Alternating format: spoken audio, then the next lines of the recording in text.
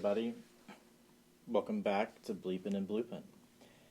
Haven't done one of these more specific module-focused kind of educational videos in a while, and I recently figured out how to use my Select 2 in a new way, and thought it seemed like a good opportunity to share it with you all. So, what you could hear there in the beginning intro was basically just white noise being sampled from my Select 2, acting like sample and hold, driving my Instro TSL. And that is all being triggered by this trigger sequencer coming out of Ornament and Crime. And there's a little bit of reverb there just to make it a little more pleasing. But the important part is that little bit that I mentioned about the Select 2 behaving as a sample and hold. So sample and hold is not default behavior of the Select 2. And for those of you who don't know or maybe want to refresh about sample and hold, it's a pretty basic utility type function that's used a lot in Eurorack. Basically, the way it works is you take an input signal and a clock tick or a rising gate. It just needs to be the rising edge of a gate. And every time there's a rising edge or a clock tick, it will sample the incoming signal and then hold it until the next rising edge. So you always end up with this sort of stepped output where it takes a value, holds it, then takes a new value, holds it, takes a new value, holds it. There is a very similar module utility called track and hold, which does a very similar thing but with very different results. So a track and hold requires a gate, not just a rising edge or a clock tick, because when the gate is high, it will track the incoming signal, and then when it goes low, it will hold the last value of the signal before the gate went low. With a track and hold, you end up with a changing signal while the gate is high, and then a held signal while the gate is low, as opposed to the steps in a sample and hold. A Select 2, by default, has this hold input, which behaves a lot like a track and hold, but I call it a weird track and hold. It's actually more of a hold and track, because what it does is while the value is high, it will hold, and then a low gate will cause it to track. So it works sort of backwards from a normal track and hold. However, because there's two parts, two different discrete circuits in a Select 2, we can use the selection of one to make that weird track and hold actually behave like a sample and hold. And so I'm going to tear this down and maybe build it up from scratch and show you how it works and how we might do that. So here we go. So what we should be able to hear now is just the droning of my oscillator.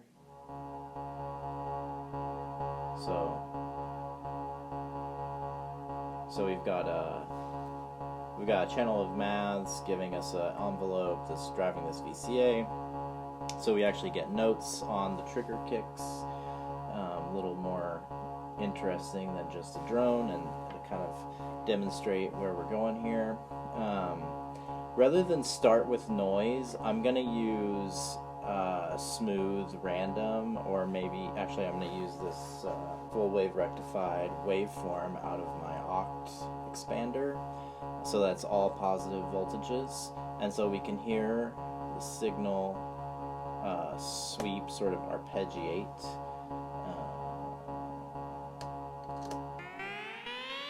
So we can hear that as the signal goes up and down, so will the pitch of our oscillator. So we can demonstrate a little bit of how we can try to get discrete notes from that. So we'll start by going in to our Select 2. and then we'll come out. Now at this point, because the select 2 normalizes to sending the first input to its output when nothing else is being selected here, we're really just passing this LFO signal through, and we can attenuate it here. This kind of would help us kind of dial in the range, so I'm just going to set it, somewhere comfortably in the middle there. But you can hear we're still just sweeping because we're not using any of the select ability of the sample and hold. So we could take a trigger from our trigger generator. This is just malted from that trigger generator and trigger sequencer, and put that into hold. And you can't really hear anything happening, and that's because the trigger is so short that we can't hear the time during which the signal is being held. So what we really need is a way to send longer triggers in. So we can kind of demonstrate this even just by using the default out of our select 2. So again, this second section of select 2 has 5 volts normalized in to the output, and then we can attenuate it here. And so you can see right now we have 5 volts coming out, and we're holding, right? And then if I go down, we sample a new one, come back up, hold again. So what we need is a way to do this, automatically in time with triggers. But we can't even twist this knob. There's no way to twist this knob here. But we do have 2 inputs. One is the 5 volts that's being attenuated by this knob. The other is just another raw input that's not normalized to anything, so it's 0. So right now we have 5 volts and 0. So we could, if we could rapidly switch between these two, we could go from 5 volts to 0 and back to 5 and generate a long gate, a short pulse of negative to get a new sample, and then back to long gate to hold. And so that's what we're going to do. Thankfully, our select in the select 2 will do that swapping for us. It's normalized to 1, and when this receives a high, it will select the input. And so we'll just send our trigger into select. And now, there we have it. Every time a clock ticks, this select 2 will go from 5 volts briefly down to 0 volts, because that's what's in our second input, and it'll send that really short 0 pulse to the hold input in our top select 2. And so when it receives that brief moment of low, it will track, and then immediately when we go back to 5 volts, it holds again. And that's in time with our notes, so we get a new note every time trigger ticks. Now, we are still sort of arpeggiating because our source reference signal for the CV is an LFO. What if we just put noise in? Now, we have a random sequence.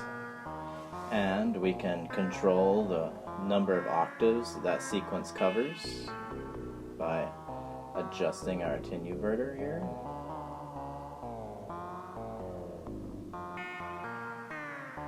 And we have sample and hold. So there you go. If you find yourself in need of another sample and hold and you don't have another one in your rack, but you have your select 2 and it's not being used, this is a perfectly great use for it, and it works extremely well. One other thing, one way we can kind of expand it, maybe you're using one of the channels of your select 2, so you can't do this part. A really simple way is just to invert your clock. So if I take my clock signal, this EOS here is just some logic things from Instro, and the bottom is inversion. And if you look, I don't know if you can see on camera, but whenever the clock ticks, this light briefly goes negative. And so we can go here and achieve the same thing. but now we've had to introduce another module. But if one of your selects is being used and you happen to have an inverter somewhere, then there you go.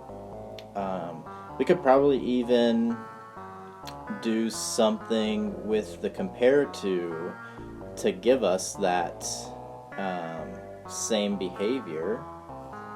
What if we send our clocks in, make our size large?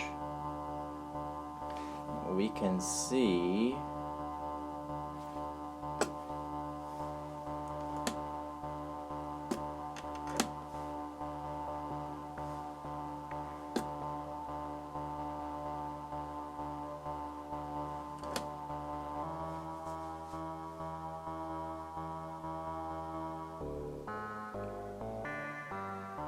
hey, there we go. Just by adjusting, just needed to adjust that window a little bit to fit within whatever the voltage of the output clock is.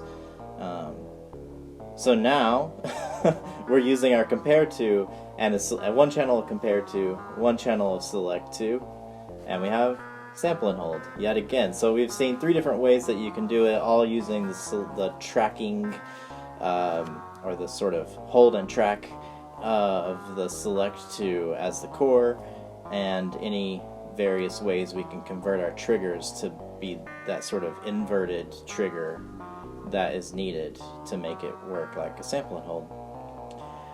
Alright, well, I hope this was helpful and not too boring. And yeah, let me know if you have any other interesting and awesome uses of your select to or your compare to or any other cool module.